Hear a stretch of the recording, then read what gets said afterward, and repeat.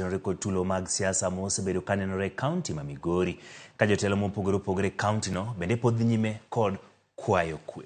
Jafwambo marwa Jo Juma ni kod ler mathoth.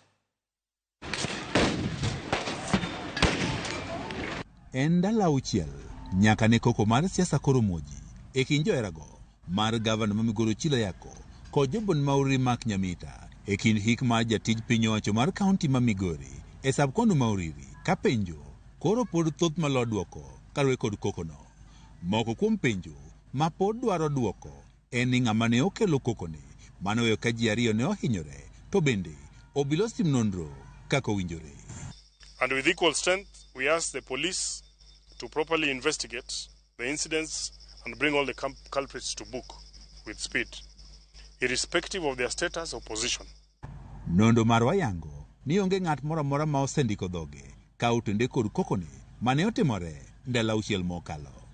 Mae bende ne oyangi kod commissioner man gwenge mag Nyanza, Flora Mwaroa. So far, none has recorded a statement, but the DCI is in the process of summoning them to record statements, and in the coming week, you will be seeing many of them having recorded statements.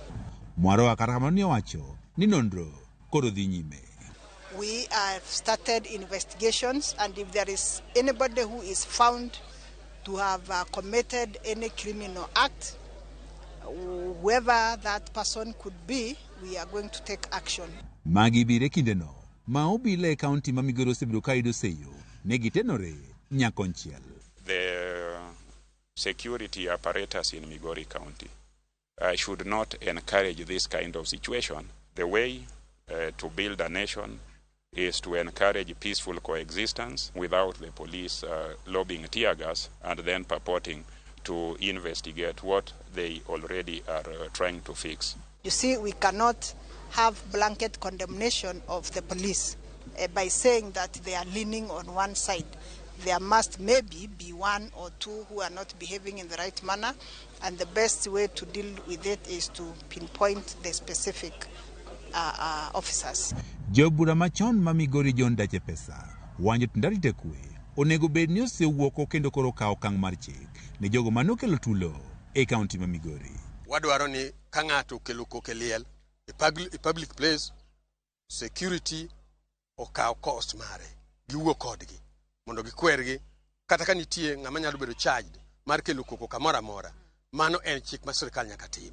Maka po gitimo nyaka sani to wadwa konogi ni mano to nyaka gitim. Pesa bende koro oseyo josiasa ma koro osebedo ka kelo tulo e kaunti ma Migori e kindeno ma one koro gitiyo ne jopiny e chwalo dongruok. Ka wadhi e liete to wadwaro ni mondo wakel koko, wadwaro ni mondo wach makosa ma wedewa mwalarogo gik moko kata mabe tiyo kun mopogore opogore nego okadagi ni mondo ng'ato kik point out makosa mar ng'ato. Makosa kineno kuom wadu nitie yore minyalo wachogo makosa go majiyie. Achiel kuomgi inyalo luonge for dialogue, uwoyo kode tisiemo ni mistakes. Omiyo dang' ilok ni kar liel emidwaro ni mondo idhi go e koko kinyiso makosa mar wadu. Tulono mano wuok tarik 3 madwe mar 5 mar higani e sabkon Mauriri ok en mano mokwongo, ka bende ywak nitiere ni kata moko manotimre kinde mokalo pok otim nonrogi e yono mowinjore kendo okang' mar chik koro kawo kod obila. Jo Juma, Ramogi TV, Migori.